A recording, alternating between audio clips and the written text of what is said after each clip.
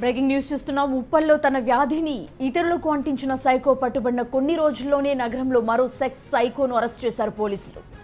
ఉద్యోగాల పేరిట 300 మంది యువతులను మోసం చేసిన ఎక్సైజ్ మాజీ ఉద్యోగి మధును అదుపులోకి తీసుకున్నారు. 3 ఫేస్బుక్ అకౌంట్ల ద్వారా యువతులతో చాటింగ్ చేసిన మధు వారిని మోసం చేశాడు. ఇతడి వేధింపులు పెరగడంతో బాధితులు పోలీసులను ఆశ్రయించారు. దీంతో షీ టీమ్ సెక్స్ సైకో మధును అదుపులోకి తీసుకున్నాయి.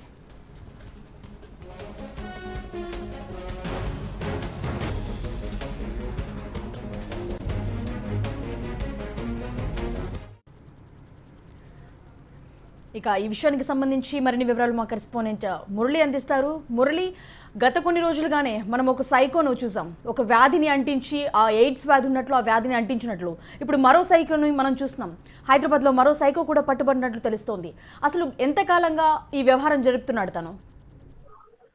హైదరాబాద్ లో మాజీ ఎఫ్సీ ఉద్యోగి అయిన food corporation of India assistant manager గా పనిచేస్తున్న మధు ఇతను సైకోగా మారాడు. దాదాపు సంవత్సరంన్నర నుండి ఇతను ఫేస్బుక్ లో 3 అకౌంట్లు ఓపెన్ చేసి ఆ ఫేక్ ఫేస్బుక్ అకౌంట్లు ఓపెన్ చేస్తూ ఫేస్బుక్ లో ఉన్న ఎవరైనా అమ్మాయిలు వస్తే వాళ్ళందరికీ లైక్ కొట్టి వాళ్ళందరితో దాదాపు 500 మంది యువతులతో ఇతను స్నేహం ఉన్నట్టుగా పోలీసుల దర్యాప్తు బయటపడింది.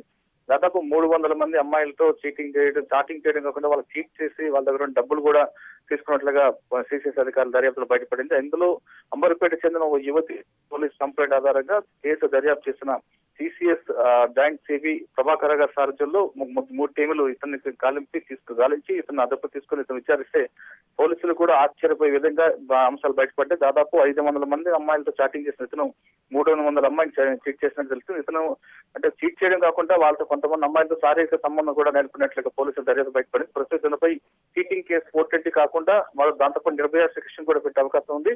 మరి అంటే సాయంత్రం 4 గంటలకు అడిషనల్ సిపి స్వాతి లక్రా ఇతన్ని మీడియా ముందు ప్రవేశపెట్టే అవకాశం